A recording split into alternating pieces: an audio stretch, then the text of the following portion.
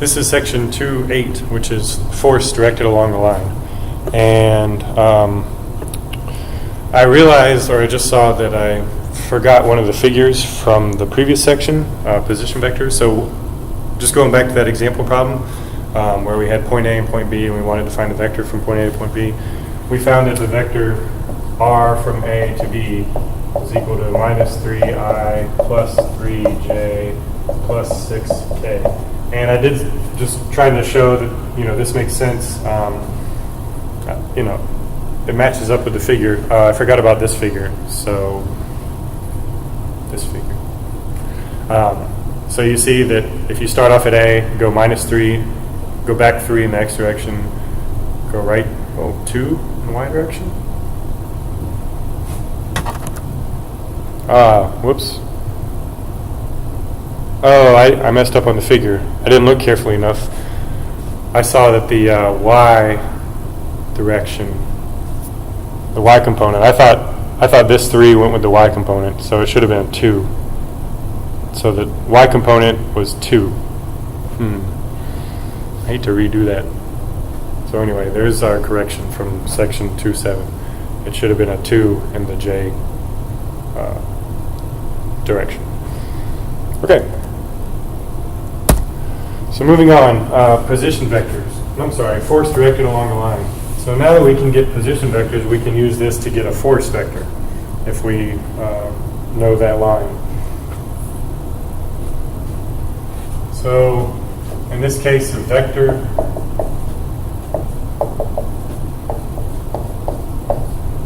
this force vector is the product of the force magnitude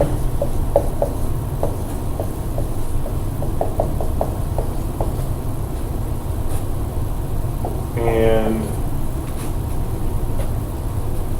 the direction of the position vector. So like before when we talked about the x component of a vector being the magnitude of the x component times the I direction vector, here this force vector is the product of the force magnitude and the direction of the position vector. So what's the magnitude of the direction of the position vector? So a direction vector has magnitude of 1, and that's useful because then you can multiply it by magnitude and it will give you that force vector. So in this case, the magnitude would be the tension on the chain. So you see that chain, and if we know the tension, then the force vector would be the product of that tension magnitude times the direction vector of the direction of the position vector from A to B. Okay. And mathematically, that is the force vector F is equal to the product of the magnitude F times the direction of the position vector, U hat sub R. I don't know if that R is legible. And this is equivalent to going back to the definition of a direction vector, the position vector R divided by its magnitude. So this would be the position vector divided by the distance from A to B, because that's what the magnitude of a position vector is. So this R in the bottom would be the length of the chain from point A to point B.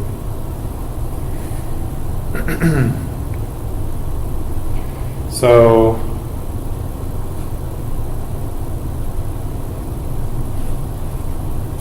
if we're given point A and point B, and we're given the coordinates of point A and point B, and we're given the magnitude of the force, then how do we get the force vector? Well, we had the magnitude, we need UR.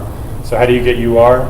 You find the position vector like we did in the previous section, given the coordinates of A and B, so that'll give you the position vector. And then we need to find the magnitude of the position vector, R. And then we just take the quotient, or do a scalar multiplication of this vector by 1 over R. So what's the magnitude R? Square root of the sum of the squares. So R x squared plus ry squared plus rz squared square root. So that's r. We'll do an example problem. So here we have a couple problems rolled into one.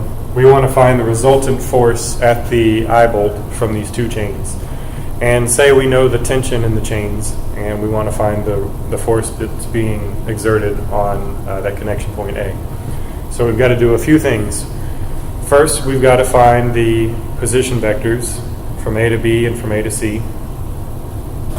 I'll write all this down.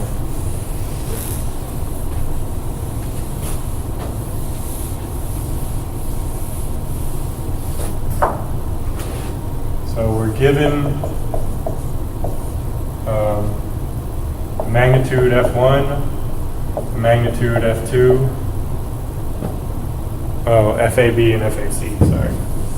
So we're given the magnitudes FAB, FAC, and we're given the coordinates of, so we're given RA, RB, RC, I think. Yeah, I mean, in a roundabout way we are. We're given the dimensions for the coordinates, point A, B, and C. So we just got to go from the dimensions to the vector representation. So we're given these things, and we want to find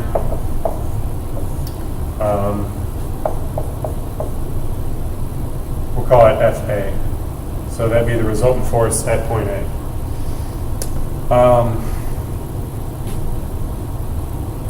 So the steps to getting this, first, well, we need to get RA and RB and RC.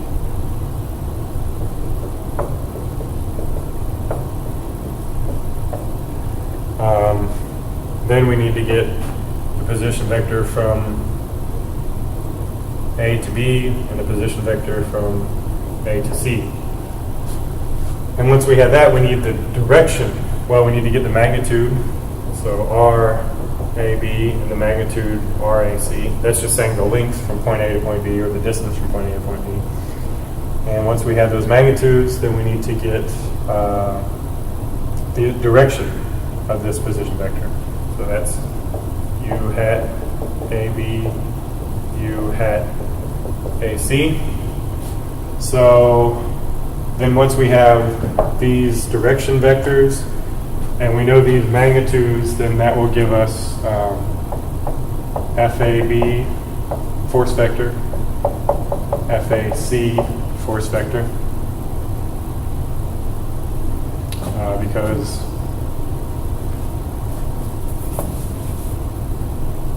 FAB is equal to magnitude FAB times U hat AB.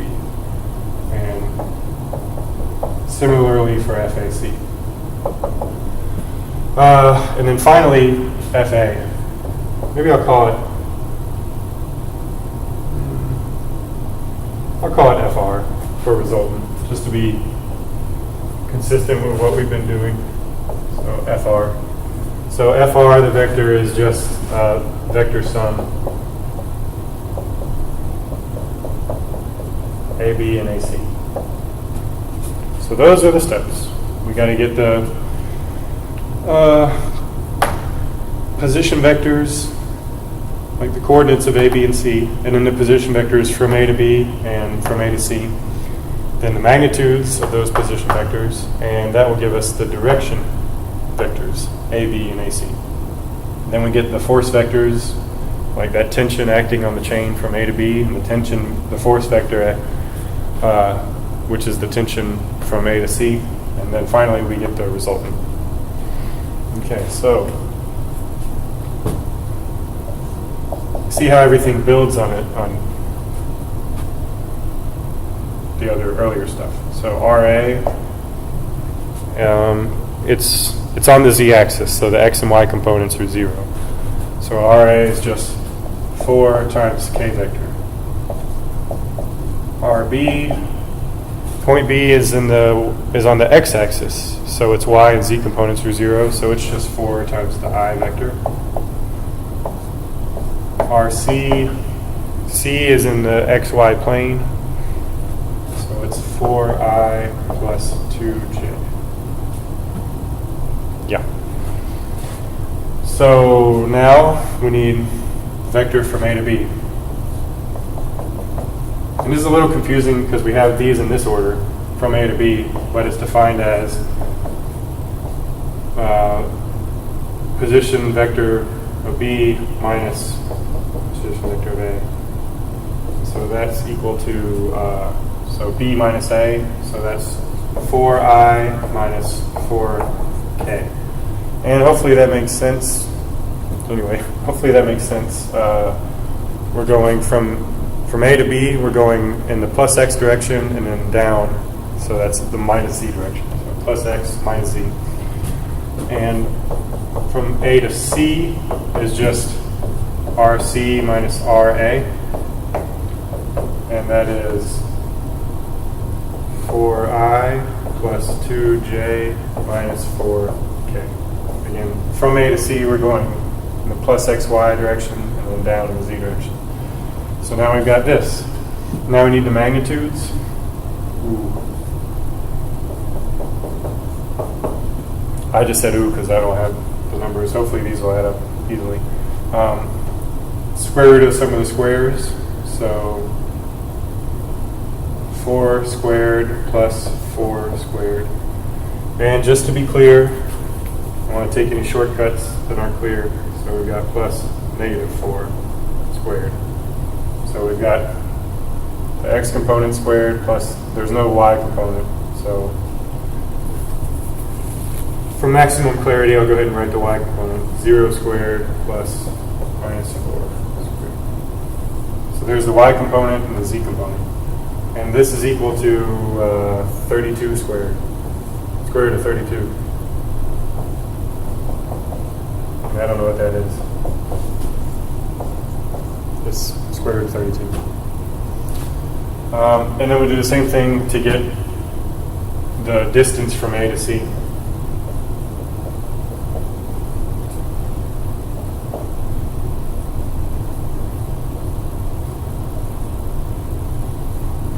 And I just went ahead and wrote plus 4 squared because minus 4 squared is the same as plus 4 as 4 squared. So that is square root of 36, which is 6. 16 plus 4 plus 16 is 36. All right, so, and now we can get the unit vectors, I guess.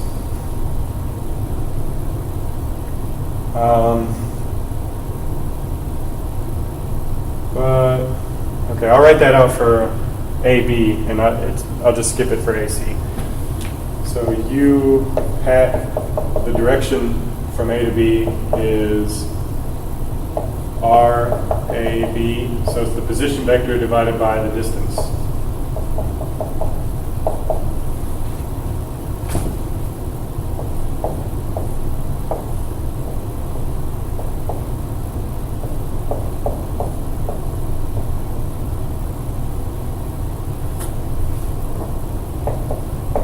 So we got 4 over square root of 32i minus 4 over square root of 32k. And if you talk to a mathematician, I believe you're not supposed to have a radical in the denominator. So technically it would be 4 square root of 32 over 32i. This is the better way to write it.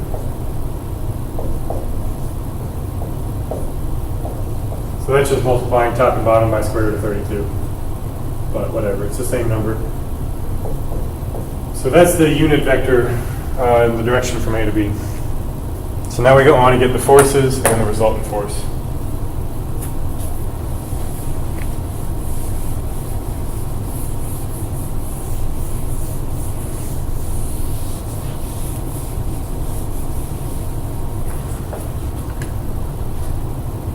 Almost there. So the force from A to B is the magnitude of that force times the direction from from A to B. And in the picture, we see the magnitude is 100, so that's equal to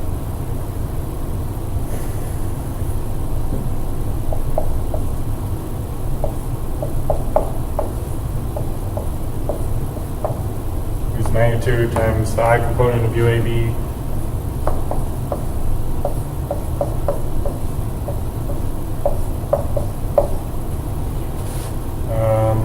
so one thing about not having a calculator, it might take a little longer to write this out, but you don't lose any information from rounding errors if you keep it in this format.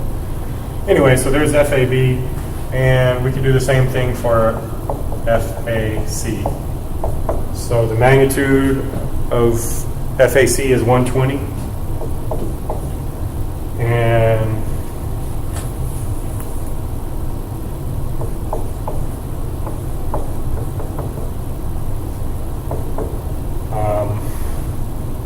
so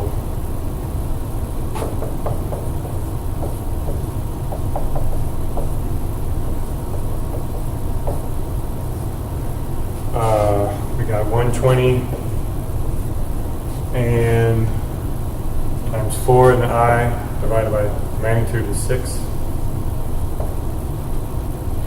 And then in the J it's positive, plus 120 times 2 over 6 J. And K it's negative, minus 120 times 4 over 6. So there's FAC. So we've just got 120 times the x component of the position vector from A to C divided by the distance from A to C. And same for the y, and same for the z. Now the resultant force is the sum, vector sum.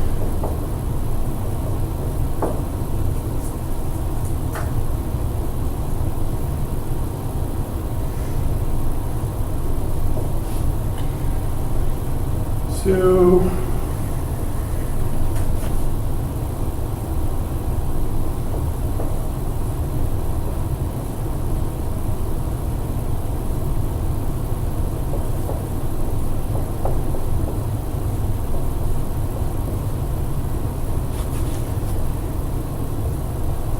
I'm just adding the x components, so the two forces. So here's the x component of FAB. And here's the x component of FAC, so adding those up gives us the x component of the resultant force. And then the same thing for the y component. Okay, FAB has no y component, so it's just the y component of FAC.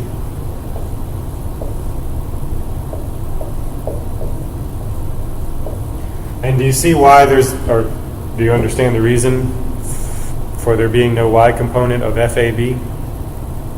That's because the line from A to B is in the xz plane. There's no y component of the direction from A to B.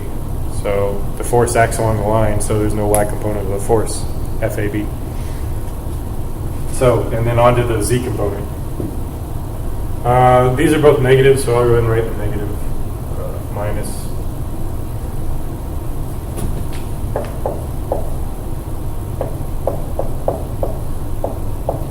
z component of FAB,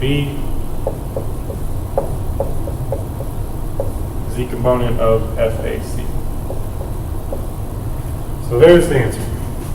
Here's the x component, the y component, and the z component. And of course, when you're actually doing calculations or answering questions on a test, you need to go ahead and perform this and then get it to 3 significant figures. And that is the end of section 2.8, force directed along a line.